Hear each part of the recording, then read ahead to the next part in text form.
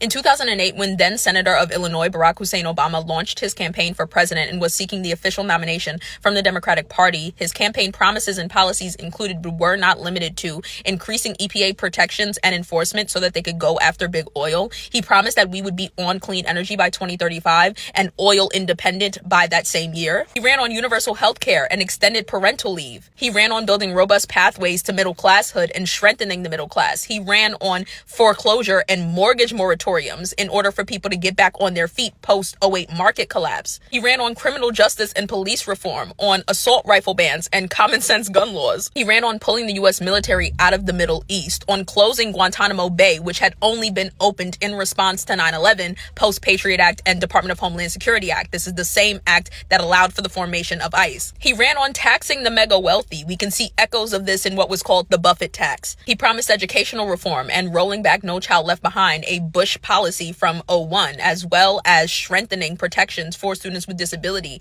and investing in public school infrastructure. He promised to pack the Supreme Court with progressive justices that can be used as a guardrail against GOP retaliation of his administration if he were to be elected. He promised better, more intuitive pathways for seeking citizenship, but also supported the building of the southern border wall, which explains how the DACA president is also the one with the most deportations in administrative history. And famously, his day one promise was to codify abortion access nationwide because Roe was always bound to fall. And this has been a discussion within repro justice spaces since the 70s when Roe happened. Objectively speaking, he ran the most left-wing populist campaign since Al Gore in 2000. This is why he was the hope candidate, the change candidate. And in 2008, the people overwhelmingly voted for this man, voted for left-wing populism, and he shitted on his constituents' heads. He got less than 40% of what he said he would done, and most of his promises he immediately rolled back.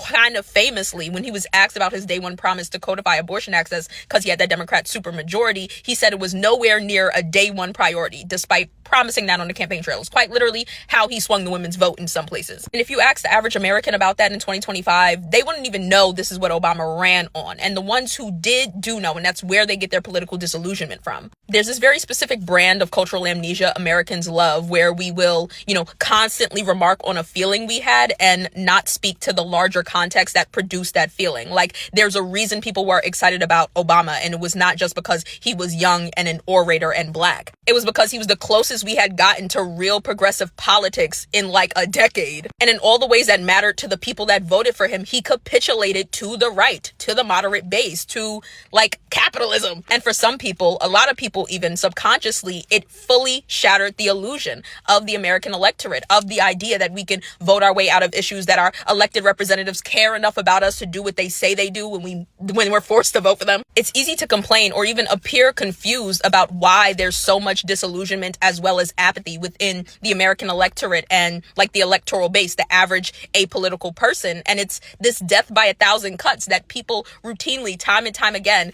get like they buy into hope, and then the hope gives them shit. And those of us who care and want to promote other people to care in other ways, to divest from this larger system, have to engage with this matrix of disillusionment many people have been experiencing in vast echoes for the last couple decades, depending on how old they are. The people aren't staying home and refusing to vote for no reason. The people don't believe their politicians for no reason. It's a culmination of all of the biggest blanks of their life they engaged in that did nothing to materially address their issues today, tomorrow, or the day after. And you can't get people to divest from the electorate and invest in the people until you're on the same page and produce a baseline about why the electorate in the two-party system does not work. And the more you talk politics with the average American, this becomes self-evident. The people have little imagination and seem not to care because deceit has produced apathy. And until people are willing to answer to that, to apologize, to reconcile with the American people, we'll be in this place. And I don't know how many other ways to say that.